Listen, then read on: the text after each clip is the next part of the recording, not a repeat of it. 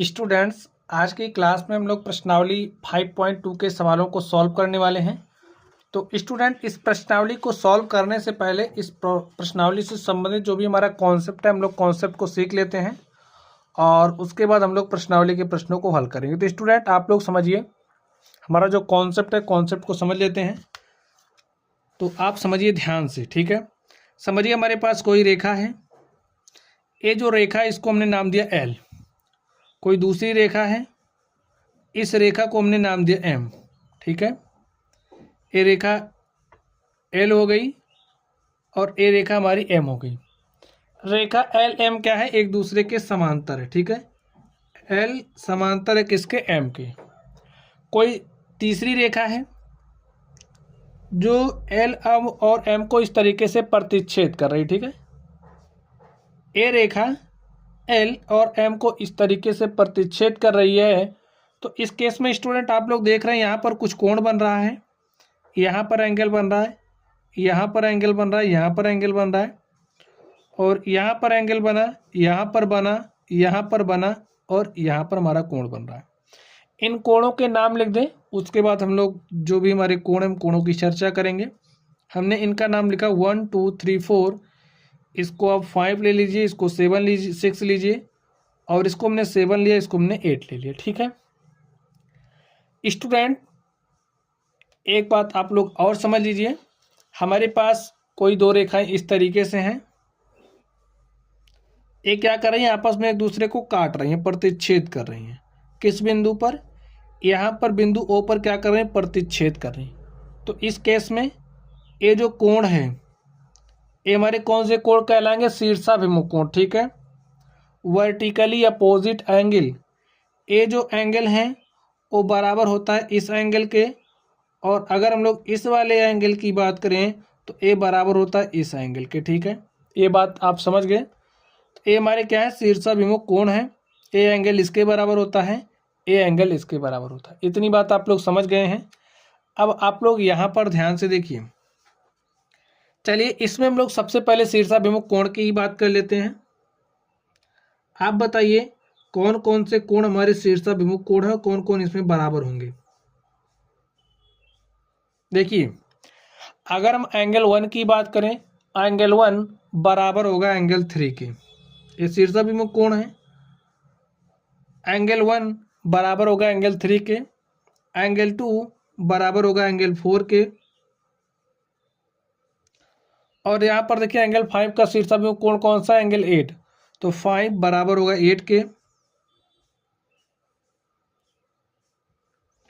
और अगर एंगल 6 की बात करें तो ये बराबर होगा एंगल 7 के। क्या और कोई दूसरा आपको शीर्षाभिमुख कोण दिख रहा है? नहीं दिख रहा है स्टूडेंट। तो शीर्षाभिमुख कोण के बारे में आप समझ गए। चलिए, अब हम लोग संगत कोण की बात कर लेते हैं। आप लोग ध्यान से देखिए, अगर हम बात करें एंगल 1 की, ध्यान से देख लीजिए, अब यहीं से चीज़ों को आपको समझना है। ये जो एंगल 1 है, एंगल 1 के संगत कोण कौन है? एंगल 5 है, ठीक है। समझ गए? एंगल 1 के संगत कोण एंगल 5 है, और आपको पता होना चाहिए संगत कोण बराबर होते हैं। तो 1 के संगत 5 है, तो एंगल 1 बराबर होगा एंगल 5 के। समझ गए? चलिए आगे ध्यान से देखिए। अब ये जो हमारा एंगल 4 है वो बराबर संगत किसके? एंगल 4 संगत है एंगल 7 के। एंगल 4 संगत है एंगल 7 के, तो ए इसके बराबर हो जाएगा। अब आगे आप ध्यान से देखिए, ए जो हमारा एंगल 2 है वो किसके संगत है? एंगल 6 के। दो के संगत कोण कौन है? 6 है। एंगल 2 बराबर होगा एंगल 6 के, ठीक है। अब ध्यान से देखिए, एंगल 3 के संगत एंगल 8 है, ये भी क्या हो जाएंगे? बराबर हो जाएंगे। संगत कोण बराबर होते हैं, यहां से समझ गए। चलिए, अब संगत कोण हो गया हमारा। अब हम बात करेंगे एकांतर कोण की।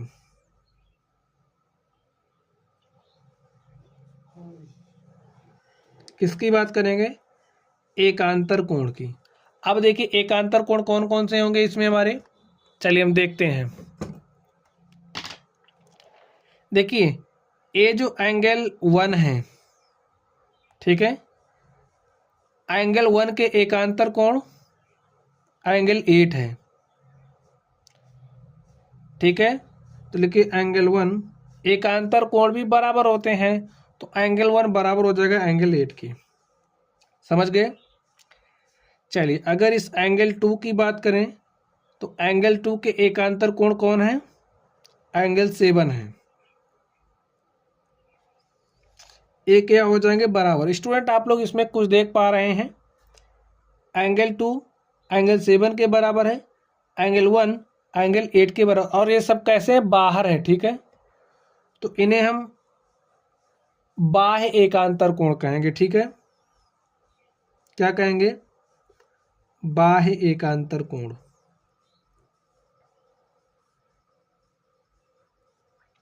चलिए अब ध्यान से देखिए, ये जो एंगल 4 है इसके एकांतर कौन है, एंगल 6, समझ गए। एंगल 4 के एकांतर एंगल 6, तो लिखिए एंगल 4 बराबर होगा एंगल 6 के। और देखिए एंगल 3 के एकांतर कौन है, इसके एकांतर कौन है, ये एंगल 5 है, देख लीजिए ना, अल्टरनेट है ना। तो एंगल 3 के एकांतर एंगल 5 है, ये बराबर होगा इसके। और इसे हम क्या कहेंगे, देखिए ये अंदर के साइड है ना, तो इसे हम अंतः एकांतर कोण कहेंगे।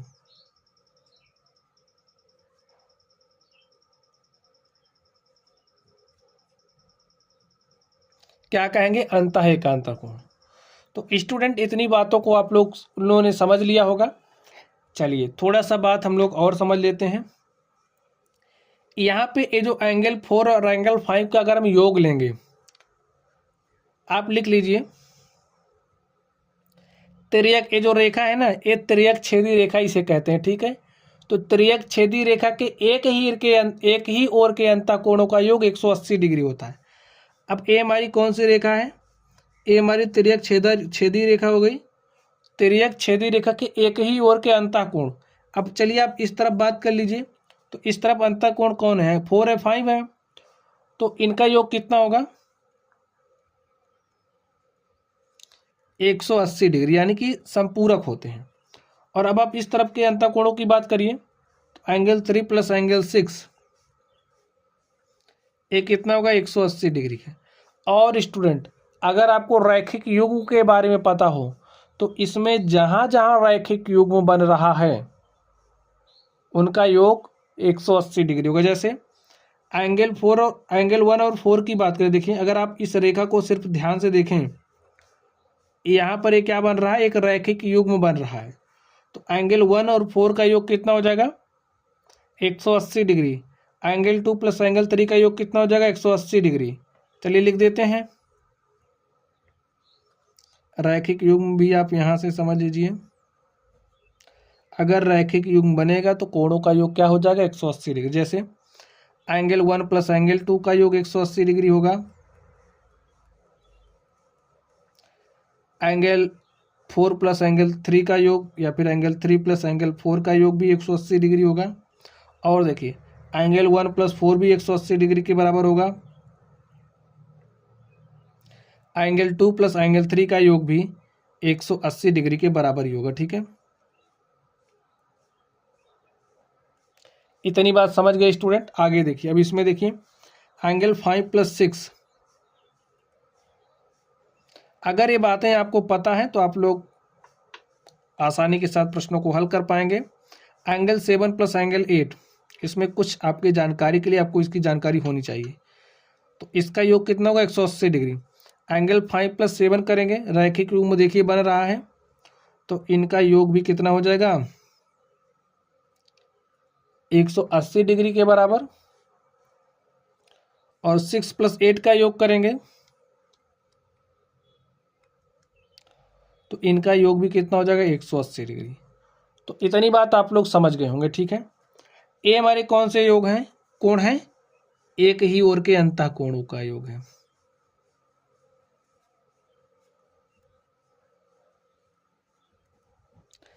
अब स्टूडेंट इतनी बात आप लोग समझ गए, ठीक है।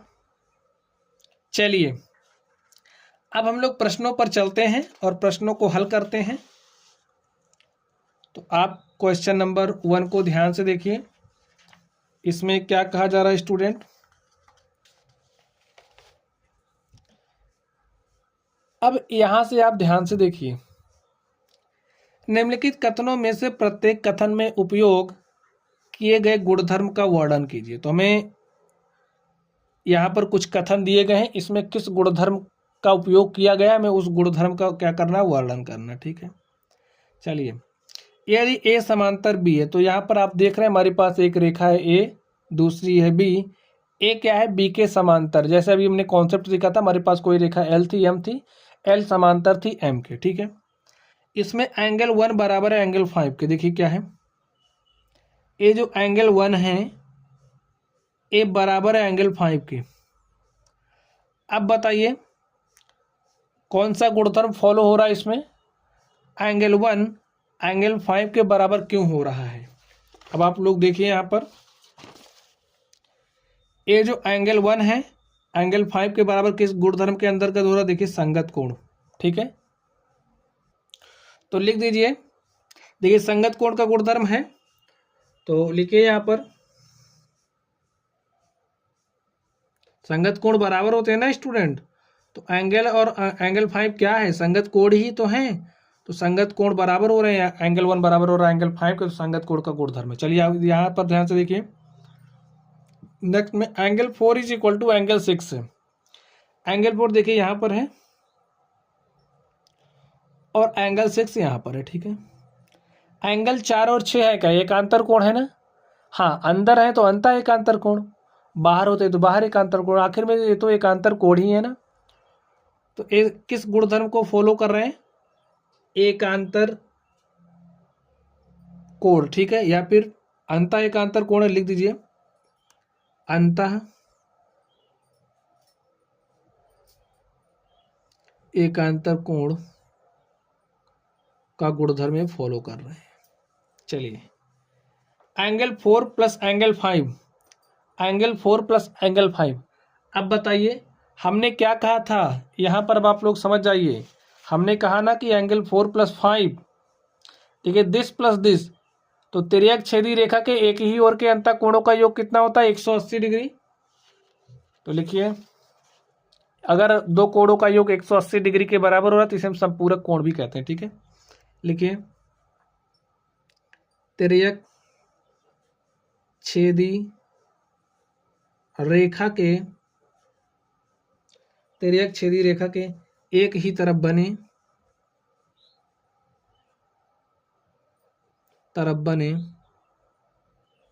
अंतः कोणों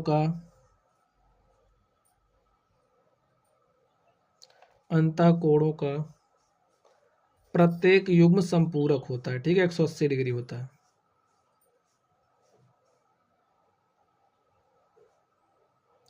अब देखिए स्टूडेंट, अगर आप लोगों को कॉन्सेप्ट पता है तो क्वेश्चन आप यूं कर ले जाएंगे, ठीक है, चुटकी में।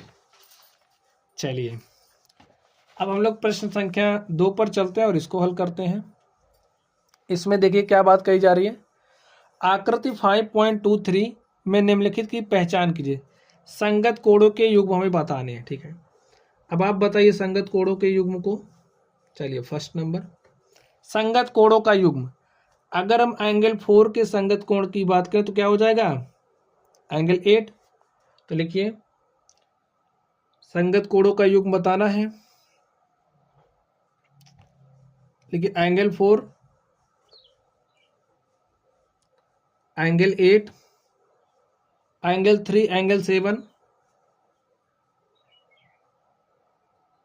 एंगल 3, इसको हम बराबर करके लिख दें, ठीक है। हमारा एंगल 4 है वो बराबर होगा एंगल 8 के, एंगल 3 बराबर होगा एंगल 7 के। अब एंगल 1 बराबर होगा एंगल 5 के, एंगल 2 बराबर होगा एंगल 6 के।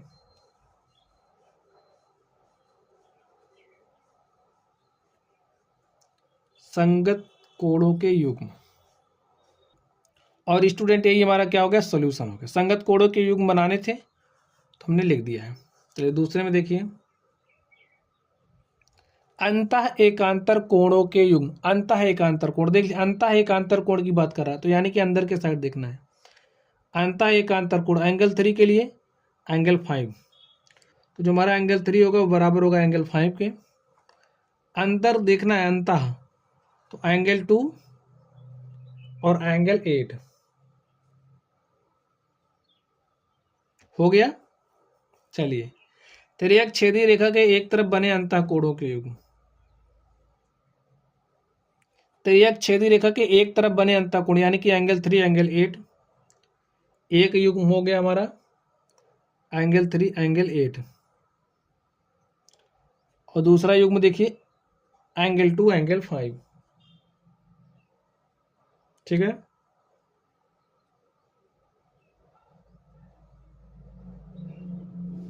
चलिए अब हम लोग चलते हैं चौथे नंबर पर। इसमें क्या बताना है, शीर्षाभिमुख कोण। अब स्टूडेंट आप लोग शीर्षाभिमुख कोण बताइए।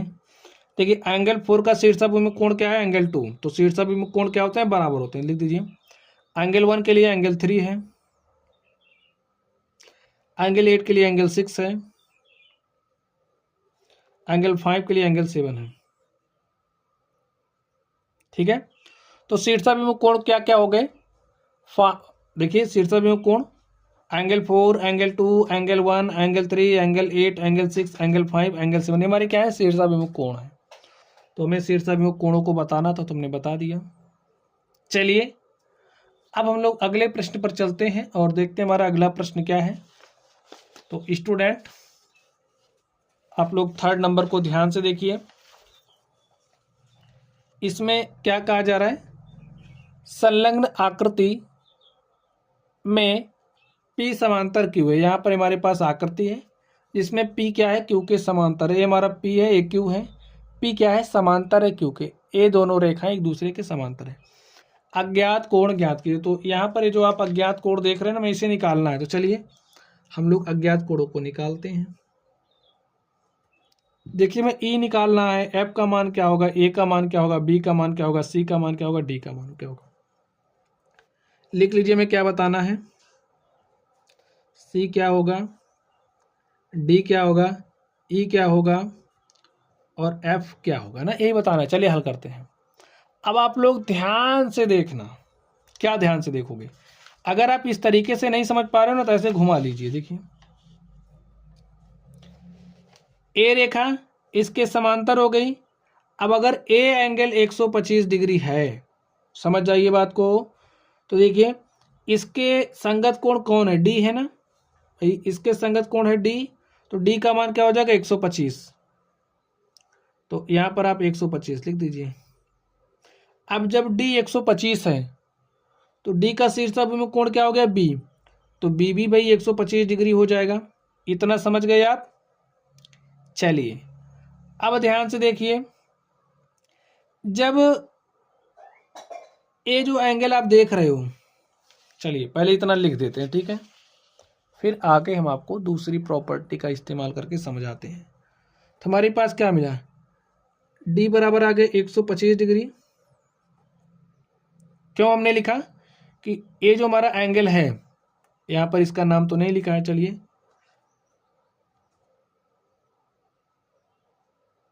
ऐसे रहने देते हैं, नाम नहीं लिखते हैं। तो डी हमारा बराबर हो क्या होगा 125 डिग्री के। जो हमारा बी है, बी भी किसके बराबर हो जाएगा 125 डिग्री के। अब आप लोग ध्यान से देखिए, अभी अभी हमने चर्चा करी थी कि जो रैखिक युग्म बनेगा, यहाँ पर देखिए क्या बना, रैखिक युग्म। देखिए ऐसे एक रेखा है, यहाँ पर ये देखिए रैखिक युग्म बन रहा, ए 125 है, ए है, तो रैखिक युग्म पर जो कोण बनता है उनका योग कितना होता है 180 डिग्री। तो यहाँ से क्या हो जाएगा 125 डिग्री प्लस यहाँ पर एंगल क्या बन रहा है ए, बराबर किसके हो जाएगा 180 डिग्री के। और यहाँ से ए बराबर क्या हो जाएगा 180 डिग्री माइनस 125 डिग्री। और 180 में से आप 25 घटाइए तो 10 में से 5 गया 5, और यहाँ पर क्या बचा है 7, 7 में से आपने 2 घटाया तो 5, 55 डिग्री। ए का मान देखिए हमको क्या मिल गया 55 डिग्री। लिख दीजिए। तो ए का मान हमने कैसे निकाला, पता चल गया आपको। तो यहाँ पर लिखिए ए बराबर क्या आ गया, 55 डिग्री। अब ध्यान से देखिए, अब ए जब ए 55 डिग्री है तो ई क्या है, एंगल ए बराबर हो जाएगा एंगल ई के। लिखिए एंगल ए बराबर होगा एंगल ई के। क्यों बराबर हो, क्योंकि संगत कोण है और आपको पता है संगत कोण बराबर होते हैं। तो एंगल ए बराबर हो गया एंगल ई के, और एंगल ए का मान हमने क्या निकाला, 55 डिग्री। तो यहाँ पर 55 डिग्री के बराबर कौन हो जाएगा, एंगल ई। तो एंगल ई का मान क्या आ गया, 55 डिग्री। एंगल ई भी हमें मिल गया। चलिए अब देखिए, एंगल ई बराबर किसके होगा, एंगल एफ के। यहीं से निकल जाएगा, एंगल ई बराबर होगा एंगल एफ के। लिख दीजिए एंगल ई बराबर होगा एंगल एफ के। क्यों बराबर होगा, चूंकि शीर्षाभिमुख कोण है, और शीर्षाभिमुख कोण क्या होते हैं, बराबर होते हैं। तो एंगल ई बराबर होगा एंगल एफ के, और एंगल ई का मान क्या है, 55 डिग्री। तो यहां से आपको मिला जो हमारा एंगल एफ है वो बराबर हो गया 55 डिग्री की। इस बात को भी आप लोग समझ गए होंगे। देखिए हमें ए मिल गया, बी मिल गया, और सी अभी नहीं मिला। देखिए सी की बात कर लेते हैं। यहाँ से देखिए जो हमारा एंगल ए है बराबर एंगल सी के होगा कि नहीं होगा, हो जाएगा, क्योंकि शीर्षाभिमुख कोण। लिख दीजिए एंगल ए बराबर होगा एंगल सी। क्यों, क्योंकि शीर्षाभिमुख कोण है। अगर आपने जो मैंने फर्स्ट सीट पर समझाया वो समझ गए तो सारे क्वेश्चन आप यूं ही कर लेंगे, क्योंकि मैंने सारा कॉन्सेप्ट वहां समझा दिया है। एंगल ए का मान है 55 degree is equal to angle C, और यहां से एंगल सी आपको क्या मिलेगा, 55 डिग्री। अब देख लीजिए ए का मान आ गया, बी का आ गया, हमने सी निकाला तो सी हमारे पास आ गया 55 डिग्री, डी आ गया, ई का मान कितना है हमारे पास, ई का मान भी आ गया है 55 डिग्री, और जो एफ है एफ का मान कितना आ गया, 55 डिग्री। और स्टूडेंट इस तरीके से जो हमारा क्वेश्चन था हमने इसको क्या कर लिया है, सॉल्व कर लिया है। ठीक है, चलिए अब हम लोग अगले प्रश्न पर चलते हैं और देखते हैं हमारा अगला प्रश्न क्या है। तो स्टूडेंट अब यहाँ पर आप लोग अगला प्रश्न ध्यान से देखिए। अब हमने कहा था ना कि एक कॉन्सेप्ट हम लोग लास्ट में सीखेंगे, वो कॉन्सेप्ट क्या है, चलिए पहले उसको सीख लेते हैं।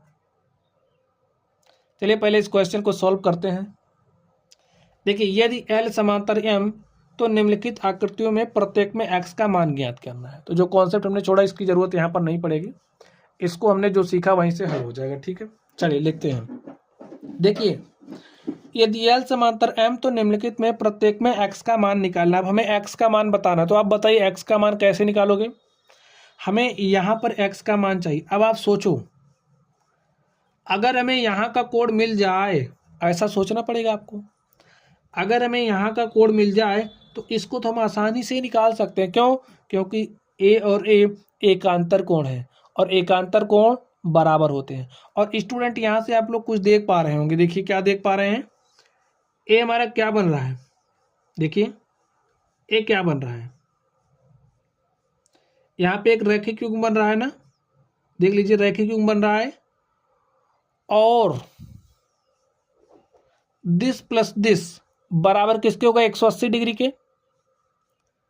अगर 180 में से 110 घटा दे तो हमें ये वाला एंगल मिल जाएगा।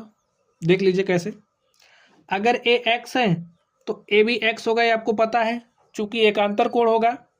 और लिखिए 110 प्लस एक्स बराबर किसके होगा, 180 डिग्री के। ठीक है, यहाँ से एक्स बराबर क्या हो जाएगा, 180 डिग्री माइनस 110 डिग्री, और 180 में से आपने 110 घटाया तो आपको क्या मिलेगा, 70 डिग्री।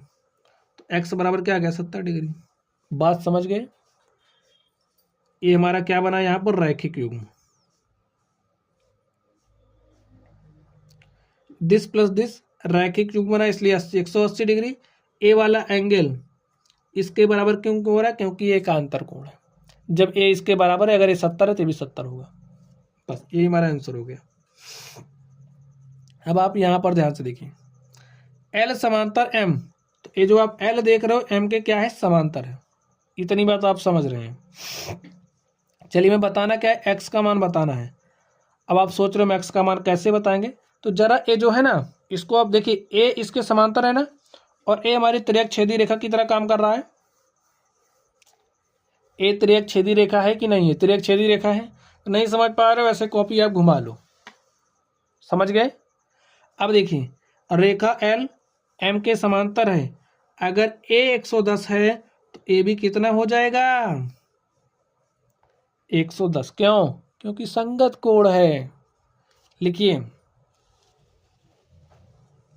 यहां से समझ गए स्टूडेंट आप लोग? चलिए,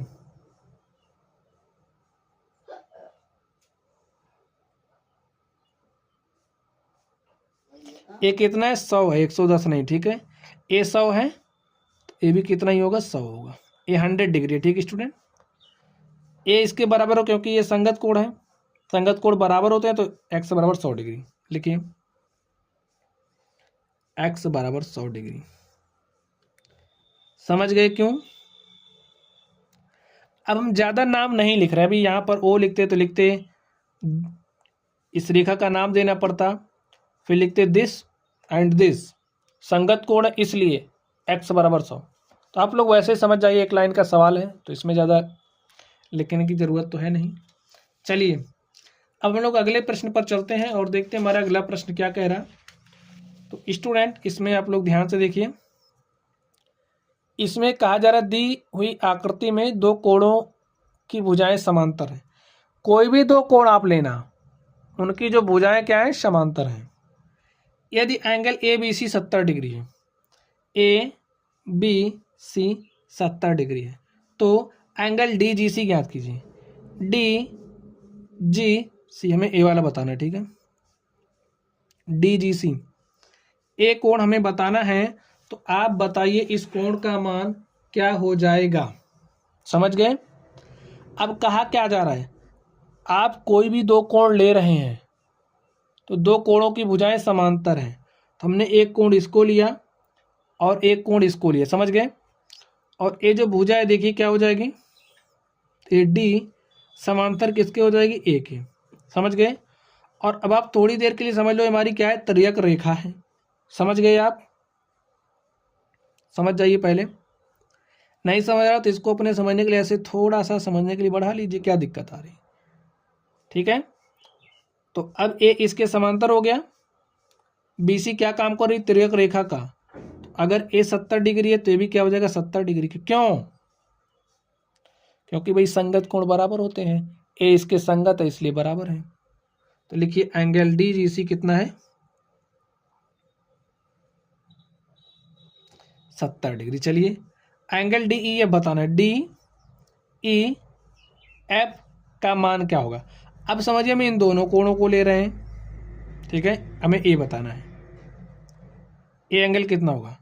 अब आप ध्यान से देखिए, अब ए जो बी सी है वो ई एफ के समांतर हो जाएगा, क्योंकि कहा जा रहा है ना दो कोणों की भुजाएं समांतर हैं। नहीं समझ पा रहे तो अपनी समझदारी के लिए ऐसे समझ लो, ए जो हमारी ई एफ है वो बी सी के समांतर है, और ए जो ई डी है वो काम क्या करे? तिर्यक रेखा का। ऐसे समझ लीजिए। समझ गए? अब देखिए, ए जो एंगल है, ध्यान से समझना, ए बराबर हो जाएगा इसके एंगल डी जी सी। लिखिए, एंगल डी डी जी सी वो बराबर हो जाएगा इसके डी ई एफ के। क्यों? क्योंकि ये संगत कोण है। देखिए, इसके संगत है,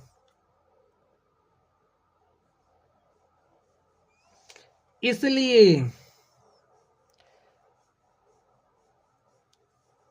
एंगल ये जो जी है या फिर डी जी सी बराबर डी एफ है, तो डी जी सी का मान 70 है। लिख दीजिए D E F. Angle D E F बराबर हो जाएगा 70 डिग्री के। ठीक है, ये हमारा आंसर हो गया। तो समझ गए स्टूडेंट्स आप लोग? चलिए, अब हम लोग अगले प्रश्न पर चलते हैं और देखते हैं हमारा अगला प्रश्न क्या है। Question number 6। अब क्वेश्चन नंबर 6 में देखिए क्या कहा जा रहा है। नीचे दी गई आकृतियों में निर्णय लीजिए कि क्या एल एम के समांतर। स्टूडेंट क्या एल एम के समांतर कब समांतर होगा? अब यही वाली प्रॉपर्टी हम लोग सीख लेते हैं, उसके बाद ये वाला प्रश्न भी आप सॉल्व करने के योग्य हो जाएंगे। अब आप ऐसा समझिए, हमारे पास कोई दो रेखाएं हैं, इन दो रेखाओं को कोई तिर्यक रेखा काट रही है। समझिए, चलिए समझा देते हैं, आप समझिए। अब ये नहीं लेना कि हमारे पास दो समांतर रेखाएं, आप समझिए हमारे पास कोई दो रेखाएं हैं, इनको एक तिर्यक रेखा काट रही है, ठीक है। अब अगर दिस प्लस दिस यानी कि एक ही ओर के अंतःकोणों का योग, पहली स्थिति क्या होगी?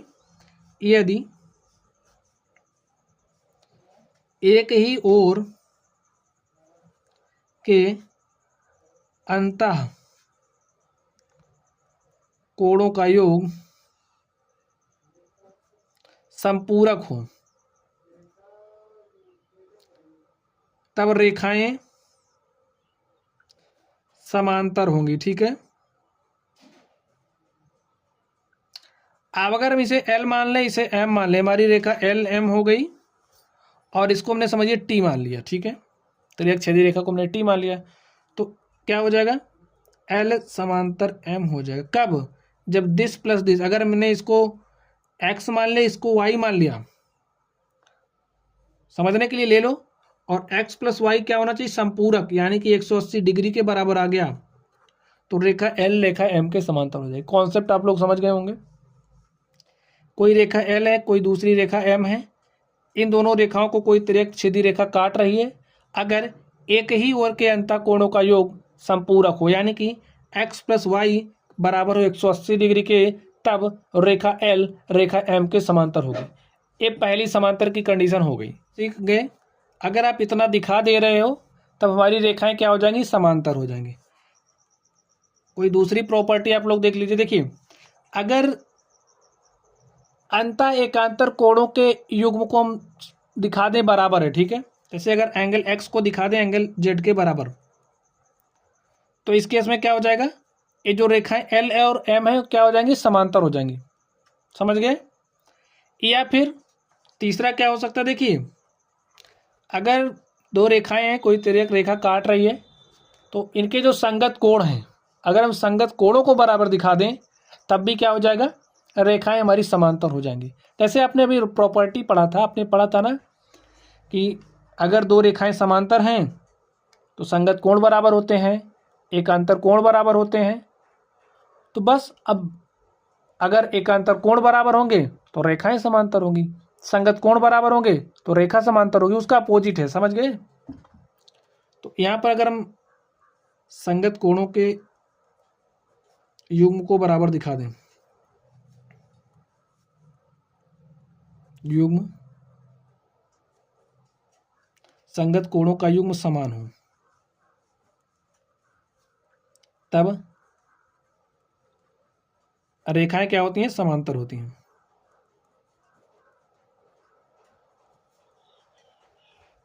आप लोग बात समझ गए होंगे, ठीक है। चलिए, अब हम लोग प्रश्नों को हल करेंगे तो ज़्यादा क्लियरिटी आएगी। तो ध्यान से देखिए 6 नंबर को। अब इसमें क्या कहा जा रहा है? नीचे दी गई आकृतियों में निर्णय लीजिए कि क्या एल एम के समांतर। में बताना है कि ये जो रेखा एल है क्या एम के समांतर है। अब देखिए, हमें 126 डिग्री दिया गया, 144 डिग्री दिया गया है। हमारे पास तीन गुण हैं, तीनों में से अगर किसी एक को दिखा दें तो रेखा क्या हो जाएगी? समांतर। पहला हमने क्या सीखा था? हमने सीखा था कि अगर एक ही ओर के, जो तिर्यक छेदी रेखा है, तिर्यक छेदी रेखा के एक ही ओर के अंतःकोणों का योग संपूरक हो। अब देखिए, ये तिर्यक छेदी रेखा हो गई, इसके एक ही ओर के कोणों का योग दिया है 126 डिग्री 44 डिग्री। जोड़िए, 126 डिग्री प्लस 44 डिग्री का मान कितना आ रहा है? 6 4 10 के शून्य हासिल 1, 4 में एक जोड़ा 5 2 7, एक देखिए 170 डिग्री आ गया। अब 170 डिग्री क्या दिखा रहा है? रेखा एल एम के समांतर नहीं है, इसलिए एल एम के समांतर नहीं है। समांतर होने के लिए क्या चाहिए? 180 डिग्री, दोनों का योग, यानी कि एक ही तिर्यक छेदी रेखा के एक ही ओर के अंतःकोणों का योग। चलिए यहां पर देखते हैं, एल है एम है, हमें ये दोनों एंगल दिया गया है। अब हम इसमें क्या दिखा दें, कुछ आप लोग समझ पा रहे हैं? देखिए ए हमारा 75 है, ए रेखा एल है, ए एम है, समझिए हमारी क्या है, त्रियक छेदी रेखा। अगर ए 75 है तो ए कितना हो जाएगा, ए भी 75 हो जाएगा क्योंकि शीर्षाभिमुख कोण है। अब देखिए ए त्रियक छेदी रेखा हो गई, त्रियक छेदी रेखा के एक ही ओर के अंतः कोण का योग, एक ही ओर देखिए ए भी 75 ए भी 75, दोनों का योग करिए, कितना आ गया 150 डिग्री, जबकि आना कितना चाहिए समांतर के लिए 180, तो लिख दीजिए इसलिए एल एम के समांतर नहीं है। तो आप इसमें देखिए एल है एम है, ठीक, और मैं बताना एल एम के समांतर है या नहीं। रेखा एल और एम को यहाँ पर जो त्रियक रेखा एन देख रहे हो वो क्या कर रही, प्रतिच्छेदित कर रही है। अब ये 57 डिग्री दिया है, 123 डिग्री दिया है, तो आप कनेक्शन स्थापित करिए ना, आपको जो 3 प्रॉपर्टी उन्हीं में से कोई एक लगा करके बता देना है।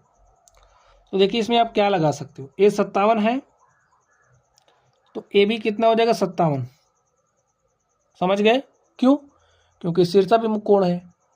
अब इनको और इनको जोड़ लीजिए,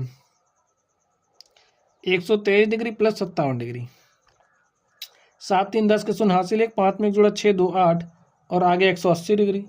ये क्या दिखा रहा है, रेखा एल एम के समांतर देखिए, एल एम के समांतर है, ठीक है। चलिए चौथे नंबर पर चलते हैं और देखते हैं इसका सॉल्यूशन। इसमें रेखा एल और एम को आप देख पा रहे हो, ए एल है ए एम है, ए 98 दिया है 72 दिया है। अब अगर आप लोग कुछ ना देख पा रहे हो तो देखने का कोशिश करिए। अगर ये 98 है तो आप ध्यान से बताइए कि ए 98 है तो ये कितना हो जाएगा आप बताइए, या फिर यहीं से देख लीजिए अगर ये 72 है तो ए भी 72 हो जाएगा, हमें इसको देखने की जरूरत नहीं पड़ेगी, समझ गए। त्रियक छेदी रेखा के हमें एक ही ओर का कोण चाहिए तो मिल गया ना, रेखा एल हो गई एम हो गई, त्रियक छेदी रेखा ऐसे काट रही है, तो छेदी रेखा के एक ही और कोण देखिए 98 है 72 है, तो इनका योग करिए, देखिए क्या 90 आ रहा है, वो क्या 180 आ रहा है, 98 डिग्री प्लस 72 डिग्री, ये क्या हो जाएगा 2 8 10 के शून्य हासिल 1, 7 में 1 जोड़ा 8 9 17, ठीक है भाई। 98 में 2 जोड़ोगे 100, 100 में 70 जोड़ोगे 170 डिग्री। लिखिए एल एम के समांतर नहीं है, ठीक है स्टूडेंट्स। इस तरीके से जो हमारी प्रश्नावली थी, हमने इस प्रश्नावली के सवालों को सॉल्व कर लिया है।